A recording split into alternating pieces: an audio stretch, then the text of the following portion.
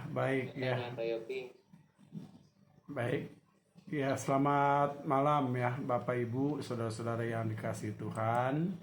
Sungguh hal yang sangat indah sekali kita bisa kebaktian doa meskipun pakai Zoom semacam ini, tapi tidak mengurangi kekusukan kita ya, sukacita kita dan berkat Tuhan yang bisa kita dapatkan melalui persekutuan kita. Tema kita pada malam hari ini yaitu seperti sebuah lagu ya, kau ubah ratapku jadi tarian. Itu lagu yang lama sekali ya. Kau ubah ratapku jadi tarian gitu ya. Nah, firman Tuhan saya ambil dari Mazmur 30 ayat 12. Saya bacakan demikian. Aku yang meratap telah kau ubah menjadi orang yang menari-nari. Kain kabungku telah kau buka, pinggangku kau ikat dengan sukacita. Sekali lagi saya bacakan Mazmur 30 ayat 12. Aku yang meratap telah kau ubah menjadi orang yang menari-nari. Kain kabungku telah kau buka, pinggangku kau ikat dengan sukacita. Nah saudara, kalau kita bicara tentang meratap ya, di dalam bagian ini juga kita membaca tentang ratapan ya, ada buku ratapan ya. Nah banyak sekali para nabi-nabi ini meratap ya, seperti Yeremia, Yesaya, Daud dan lain sebagainya. Bahkan Tuhan Yesus pun meratap ya, meratapi Yerusalem ya. Bagaimana Yerusalem itu yang telah membunuh ya nabi-nabi ya, orang-orang yang mencintai Tuhan ya. Nah, dia meratapi kota itu ya, dan kota itu suatu ketika memang dihancurkan ya. Nah, saudara, siapakah orang yang tidak pernah meratap dalam hidup ini, saudara?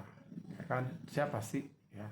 Meratap artinya itu dalam kamus bahasa Indonesia itu meraung ya, meraung atau menangis atau mengaum atau melengking ya, atau bergaduh ya, menyesali atau mengaduh ya, mengaduh yang paling tepat mungkin mengaduh.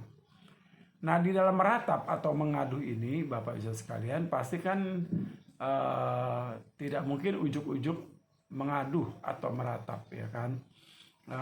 Pasti ada asap, pasti ada apinya begitu ya, atau dengan kata lain ada sebab-sebabnya. Nah kalau kita melihat bagaimana Daud ya di dalam keluh kesahnya ya, ada banyak hal yang harus dilewati dalam hidupnya, persoalan dengan keluarganya ya, anak-anaknya, persoalan dengan musuh-musuhnya ya, mulai juga dengan persoalan dengan Raja Saul dan banyak sekali ya persoalan-persoalan yang terjadi. Nah persoalan-persoalan itu saudara sekalian tidak seluruhnya datang dari orang lain ya, tapi juga persoalan-persoalan itu juga terjadi oleh karena dari dirinya sendiri ya, yang membuat kesalahan-kesalahan begitu ya. Seperti waktu dia mengambil istri Uria dan kemudian Uria diutus ya ke tengah-tengah peperangan sampai supaya binasa, lalu istrinya diambil dan Nabi Nathan mengatakan bahwa anak itu akan mati begitu ya. Dan itu terjadi ya, dan kita tahu bagaimana Daud meratap dan berkabung dan lain sebagainya.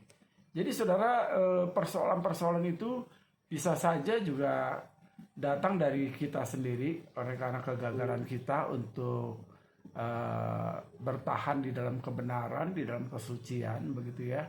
Tapi mungkin juga karena kita salah ya, di masa lalu atau di masa kini ya, kita bersalah sehingga kita bukan saja menanggung akibat dosa, tetapi akibat daripada perbuatan itu pun berdampak ya dalam kehidupan kita. Sehingga saudara sekalian, kita meratap begitu ya, mengeluh atau kita mengadu. Nah, itu kalau masalah itu datang dari kita sendiri. Tetapi tentu akan lebih banyak ya datang dari luar. Ya, dari luar itu bisa saja saudara sekalian karena pekerjaan iblis ya, pekerjaan setan yang mencobai kita. Bisa juga dari orang-orang lain di sekitar kita begitu ya. Bisa juga dari alam begitu ya, secara alami kita terkena penyakit dan lain sebagainya begitu ya.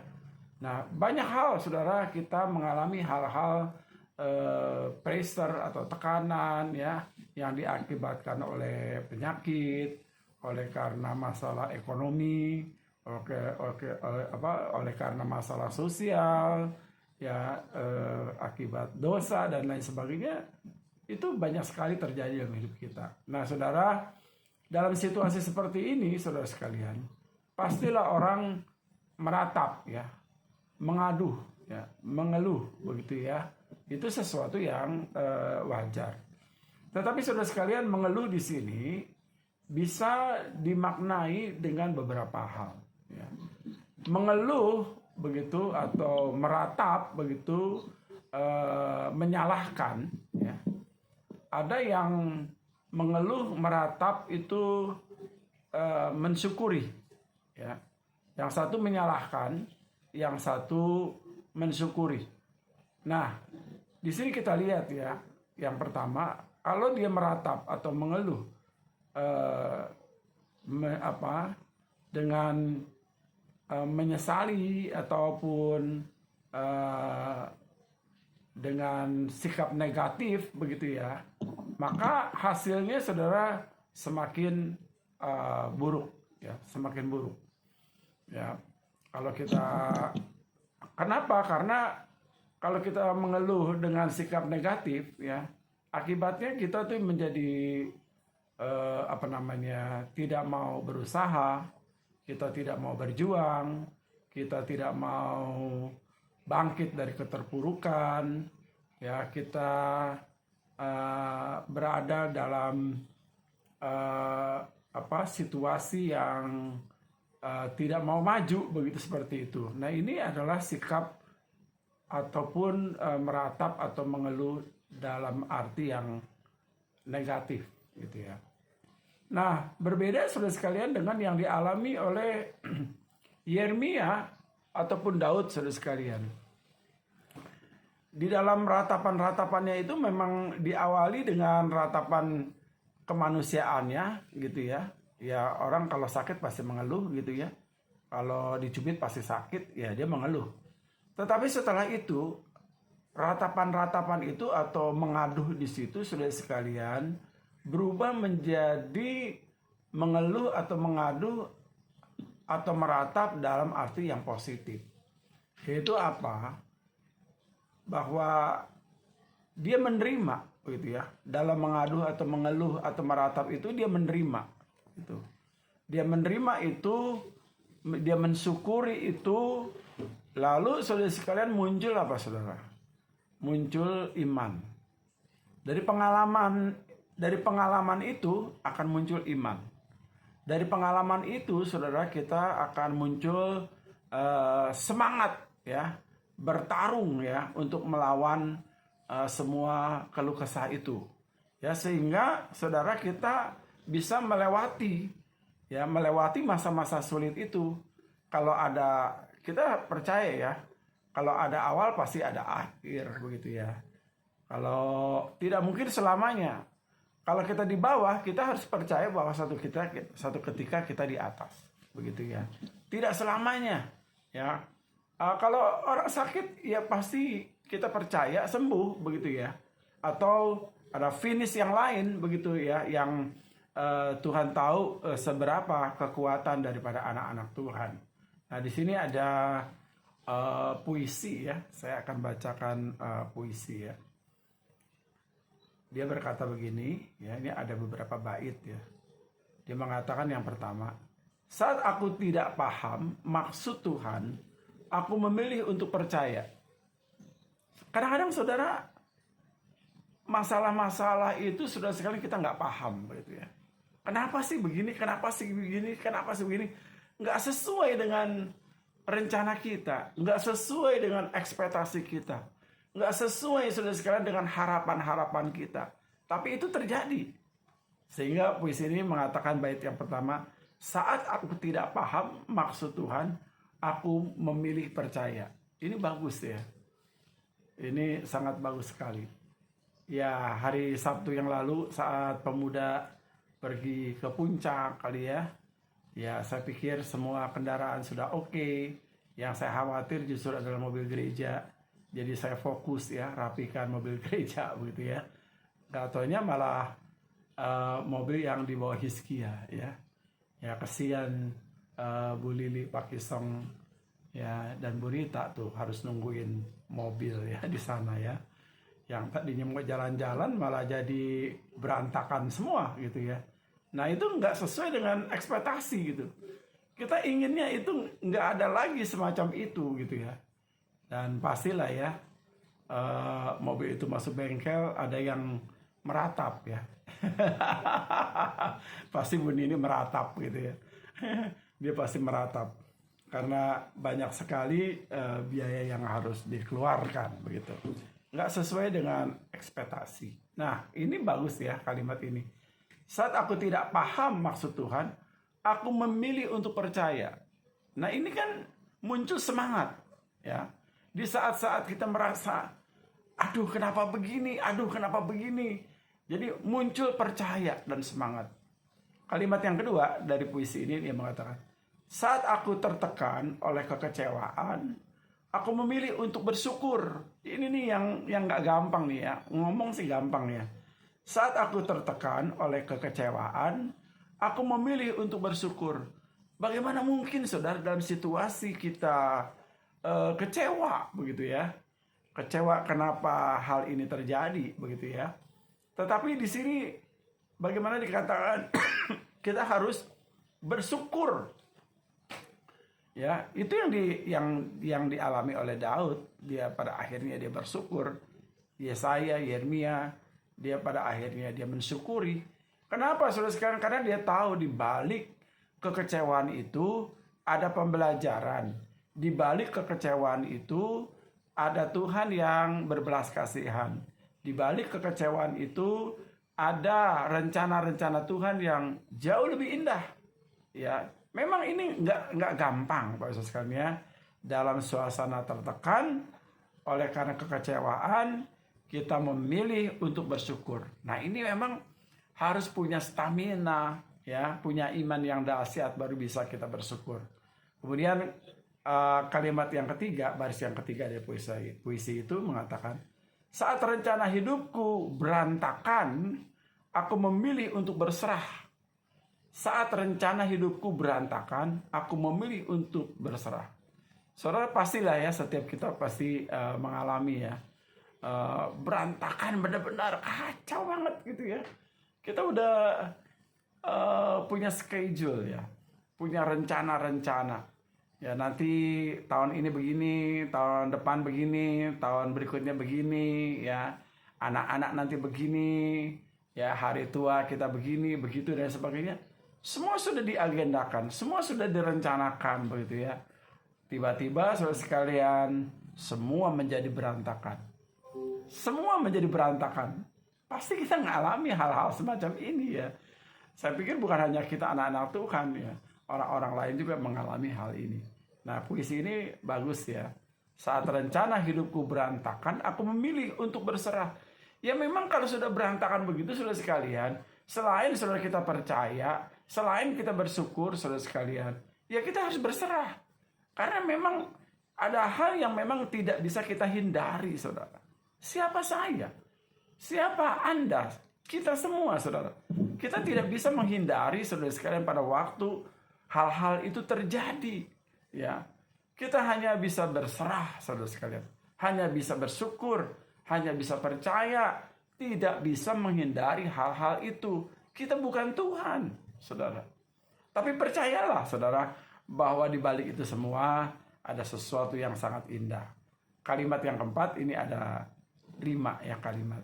Saat putus asa melingkupiku, aku memilih untuk tetap maju dengan iman. Ini bagus ya. Saat aku putus asa, pasti ya kita mengalami, tapi putus asanya itu tentu saudara sekalian karena emosi gitu ya. Bukan permanen putus asa orang percaya itu. Ya, saat putus asa melingkupiku katanya, aku memilih untuk tetap maju dengan iman.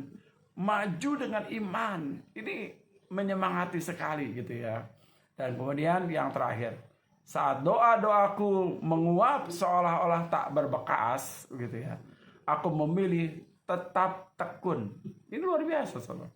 Saat doa-doaku menguap ya, seolah-olah tak berbekas, aku memilih untuk tetap bertekun. Hebat menurut saya. Kita kan sering kali ya dalam suasana kita meratap, mengeluh, mengadu, begitu saudara sekalian. Ada hal-hal yang nggak bisa kita hindari dalam hidup kita, saudara. Dan kemudian, saudara, apa yang harus kita lakukan, saudara sekalian? Ya, doa ya, pasti kita doa. Dan pada waktu kita doa, apa yang terjadi? Sepertinya doa kita tidak dijawab, tanda kutip. Lalu doa kita tuh menguap begitu saja, ya, tidak terbukti untuk saat ini. Tapi saya percaya. Ya, doa-doa orang beriman seperti yang dicatat oleh firman Tuhan sangat besar khasiatnya. Jadi tidak usah takut saudara sekalian, setiap doa-doa kita pasti didengar oleh Tuhan. Hanya waktu, ya waktunya saudara sekalian yang berbeda. Nah, saya tutup saudara sekalian dengan firman Tuhan saudara yang sangat bagus sekali tadi ya. Saya baca Mazmur 30 ayat 12 tadi. Aku yang meratap telah kau ubah menjadi orang yang menari-nari. Nah, ya, ini kita lihat bagaimana akhirnya Daud itu saudara sekalian yang meratap, yang menangis itu ya. Pada akhirnya dia menari saudara. Ya, harus percaya kita akan menari. Dan katanya kain kabungku ya sudah berkabung begitu ya. Telah kau bukakan ya. Dan kau ikat pinggangku dengan sukacita. Ya, jadi ikat pinggang itu menolong kita bersukacita karena pertolongan Tuhan itu sangat indah sekali. Amin. Baik, Bapak Ibu sekalian,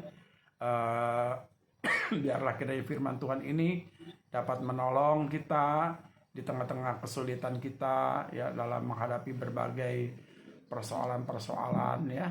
Tadi dalam doa-doa kita juga kita dengar ya bahwa situasi dunia, situasi Indonesia tidaklah baik-baik saja saudara ya.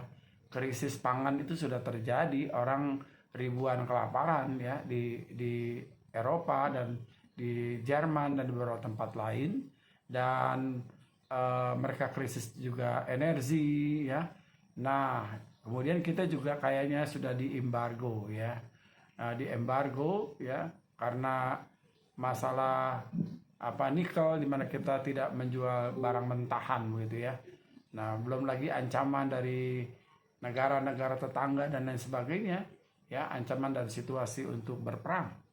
Kita tidak tahu apakah ini negeri kita akan berperang, saudara. Padahal kita sendiri dalam negeri dalam masalah banyak sekali saudara sekalian ya.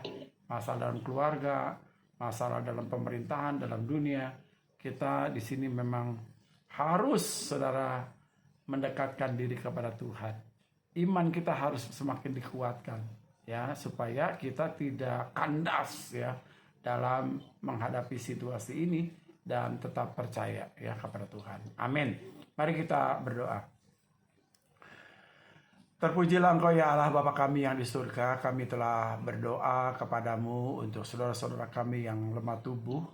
Kami juga telah berdoa ya Tuhan untuk berbagai kebutuhan-kebutuhan hidup kami, pekerjaan-pekerjaan jemaat, usaha jemaat.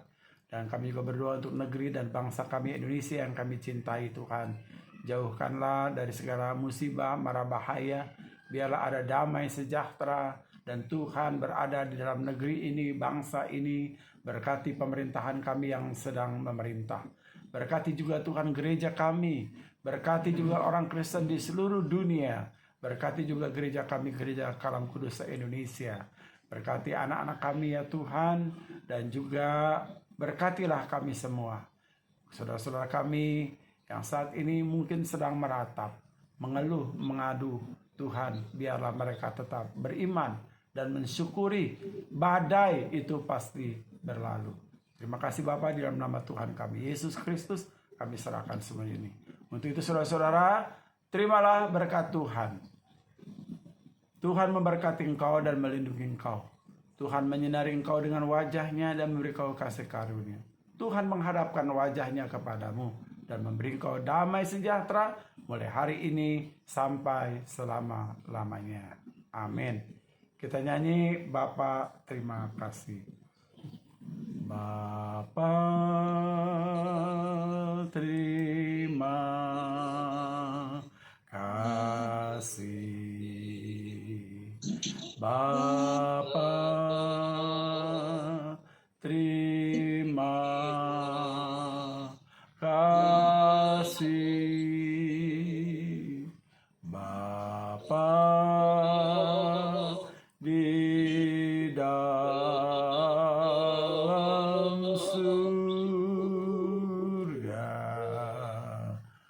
ku berterima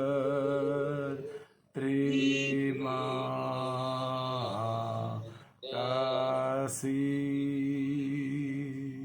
Amin.